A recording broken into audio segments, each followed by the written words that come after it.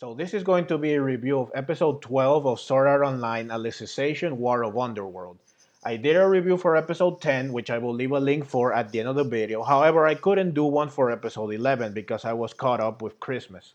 Therefore, I want to start this video by reviewing episode 11 first before moving on to episode 12. So this is going to be a review of the final two episodes of the first half of War of Underworld.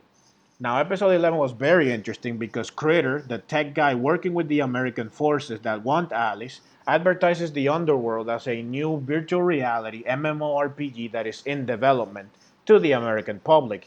He advertises that it's currently running a limited time beta test that anyone can sign up for and that it's a game with realistic action. This leads to a lot of people signing up for it, and we get to hear some good old English. I'm so signing up for this beta! He also changes the time disparity between reality and the underworld, making it so that the time in the underworld no longer flows faster.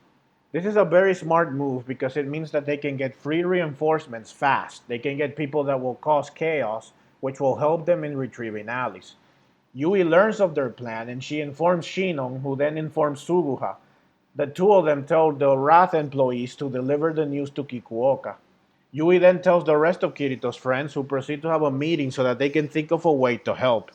It turns out that all the American players are using low-level grunt accounts, because there are no more super accounts like the ones Asuna and Gabrielle used. This means that individually, the American players are very weak, but there is a lot of them, meaning that they can overwhelm the individually stronger human empire. So Klein says that they should just do the same. なら同じ手を使えばいいってことだ。こっちもベータテストの告知サイトを作って、ラースの連中に対等の赤を用意してもらえば3万人や4万人すぐに集めてみせるぜ。So Klein says that they should get grunt accounts from Wrath and they can send a flood of Japanese players in, fight fire with fire, numbers with numbers. But Agil notes that there is a problem with this. だが、厄介な問題が一つあるぞ。なんだよ、問題って。時差だ。あ、日本は今、午前4時30分。つまり、一番接続数が減る時間帯だ。対してアメリカは、ロスが昼の12時半。ニューヨークが午後3時半。アクティブプレイヤーの数はあっちの方が多いぞ。The time difference. It's 12:30 p.m. in LA and it's 3:30 p.m. in New York, meaning that it's early, so a lot of people are up and running. Meanwhile, in Japan, it's 4:30 a.m., so they can't get a lot of people to log in at that time. Lisbeth mentions the lack of super accounts and the lack of time to level up like Kirito did. So, Yui proposes an alternative. Since the Underworld is part of the Seed, they can convert their accounts into Underworld accounts. We saw this before back in the GGO Phantom Bullet arc, where Kirito converted his account so that he didn't need to start from scratch. They can fight the numbers with quality instead. But there are several issues, however, with this method, which are discussed in the next scene when Lisbeth attempts to convince several other players to join them in converting their accounts and in helping the Underworld. It's worth noting that Yui also reveals that Alice is the product of all the emotions and experiences of virtual MMO players since Sword Art Online, which gives them more reason to want to help her since her soul is essentially built from them. 連結された無数の世界でたくさんの人たちが笑い、泣き、悲しみ、愛した。それらの魂の輝きがフィードバックされたからこそ、アンダーワールドに新たな人類が生まれたのです。パパやママやリーファさん、クラインさん、リスベットさん、シリカさん、エギルさん、シノンさん、その他多くの人々の心が編み上げた大きなゆりかごからアリスは生まれてきたのです。So, Lisbeth attempts to convince a bunch of players to join them, including several familiar faces from the Alfheim Online arc, which was nice to see. However, the other players don't believe what Lisbeth says regarding the situation in the Underworld. They believe it's very unrealistic to think that there's actual humans in there, human souls, and not just any NPCs, and that the American army would actually be part of such a conspiracy to try and take a Japanese invention like that. So then, after expressing their disbelief, they ask Lisbeth about the consequences of account conversion. So the consequences are that they can't log out unless they die, meaning that it's like Sword Art Online all over again. And that if they do die, the Underworld has no pain absorber. so they will feel a lot of pain. It'll feel like they actually died. Now, what was funny to me is that while they were shocked, they didn't seem to be too upset about this. Like, they're gonna suffer a lot of pain and they can't lock out, but that didn't seem to bother them as much. But when Lisbeth mentions that they might lose their accounts because the Underworld isn't an actual game, so they might not be able to convert back, that's when they lose their minds. つまりコンバートしたみんなのキャラクターデータを元のゲームに再コンバートできるかどうかは保証できないことによるとキャラクターロストという結果になる可能性もあるんです。ちょっと待ってよ。なんだそれ、ロスト？勘弁してくれよ。ふざけんなよ。キャラロスするな。消えたらお前らが保証できんのかよ。I found this part amusing. They seem to be okay with suffering pain and not being able to log out, but losing the accounts that they have spent hours leveling, customizing, and maybe even spending money on, that's where they draw the line. It's definitely something gamers would say, and I could definitely relate. Gamers, we can endure tons of pain as we grind to that thing that we want, but if we were to lose all of our progress, now that would be real suffering. In the end, it turns into an argument as all the players accuse the Sword Art Online survivors of blurring the line between game and reality and in thinking that they're better than the rest because they actually had that gritty experience that was real. They say, the gamers, they all say that what they want is to keep real life away from their games. They're in the game to escape reality after all, that they can't be bringing real life problems into the game because that defeats the purpose. So Lisbeth almost loses hope, but then she fires back, saying that the game is their reality. And she talks about what Yui said regarding Alice and the Underworld and the connection to the seed. She mentions that the game is their reality. That's why they're there and they have all their friends and they spend all their time building up their characters and all these relationships. It's because for them, the game is their escape from reality, yes, but in being so, it also becomes another reality for them.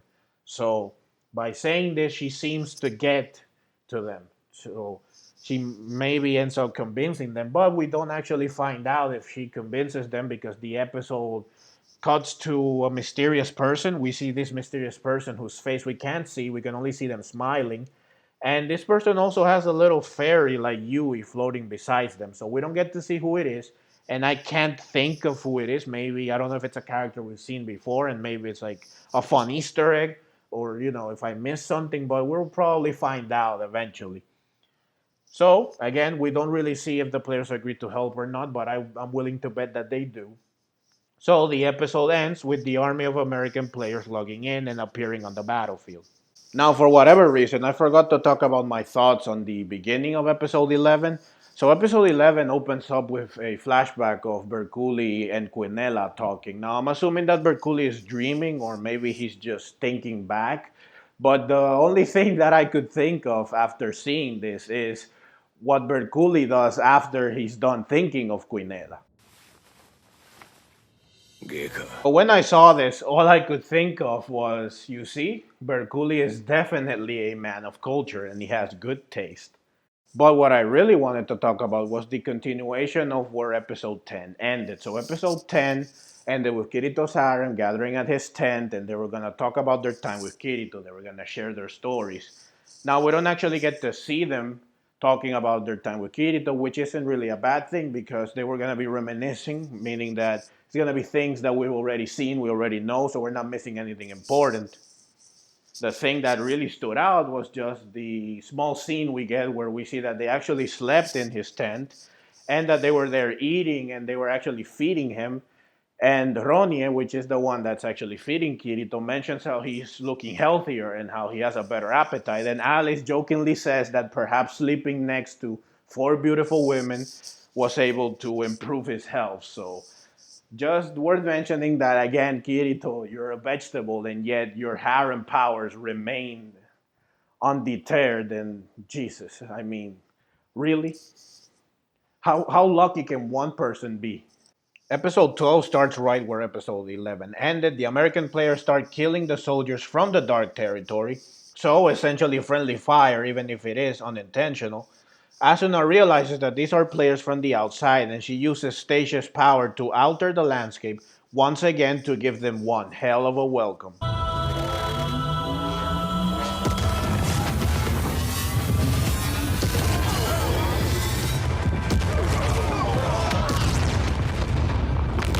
recoil of using this ability is severe, and so Alice stops her.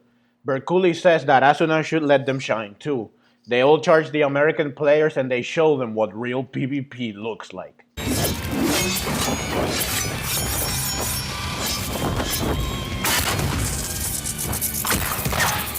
The Pugilist champion is on the other side of the big gap in the land that Asuna made when she first appeared. He tears out his right eye so that he can break the seal of the right eye, just as Alice did before. He attempts to jump over the gap in order to help his friends that are fighting on the other side, and he almost doesn't make the jump. But this other pugilist helps him by wrecking his own arm like a badass. Champion!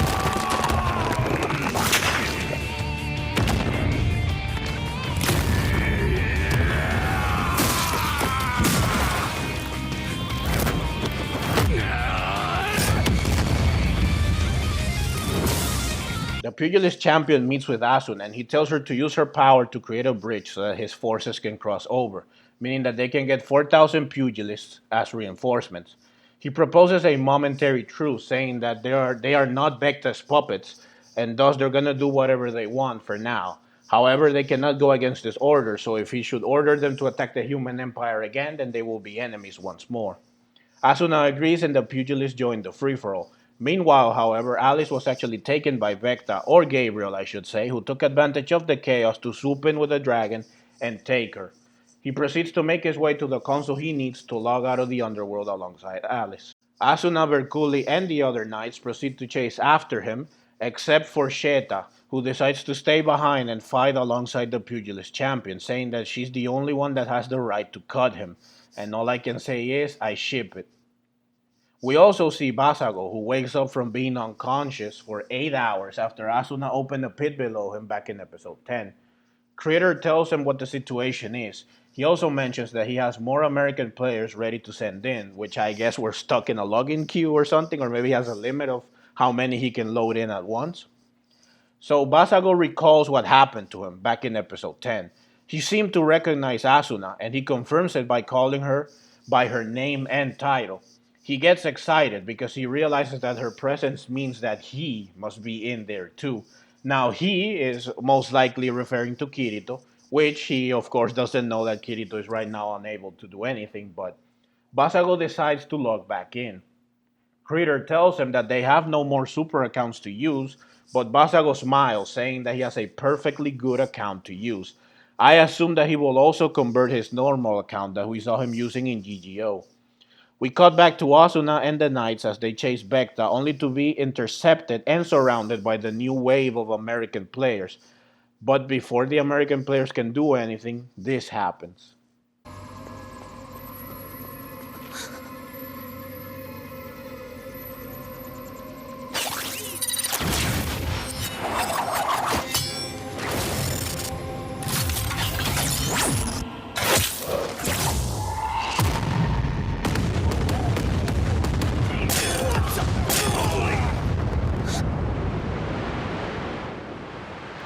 So, Sinon makes her epic entrance and she starts with a multi-kill right away. It's funny that she shows discontent initially because she can't rapid fire her bow, but quickly mentions that it suits her better, and this is obviously because her Hecate 2 is a bolt action sniper rifle. 連射できない。上等じゃない。単発の武器の方がしっくりくるってものだわ。Asuna happily embraces Sinon, and I found the scene very cute as Asuna whispers Sinon really softly while in tears. お待たせ、アスナ。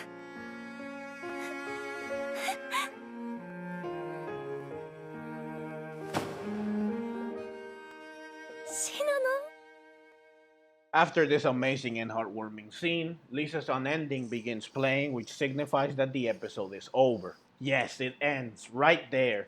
Now there is an after credit scene featuring Basago looking all smug, smoking a cigarette as he heads towards the chamber where he can once again log back in.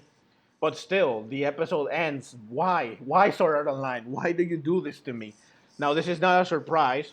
From the beginning, before World of Underworld started airing, they did announce that it would be split in two. So we would get 12 episodes first, and then we would get 12 episodes later. So they already announced that it would be April when we will get the second part, But still, knowing that it was coming makes the pain, no less hard. Oh boy, my hype is through the roof. And I cannot wait till April so that we can see Avengers Endgame, the Sword Art Online edition. Because you know it, everyone else is gonna log in. Sinon is just the opening act. So many characters are going to log in, and Kirito will probably also wake up. So this is shaping up to be the best Sword Art Online season ever. Ah, I can't wait. April, why are you 4 months away? But that's it. I hope you enjoyed the video. Feel free to leave your own thoughts in the comments down below. Thank you very much for watching. I hope you have a fantastic new year. And let's meet again in the next video. Happy New Year.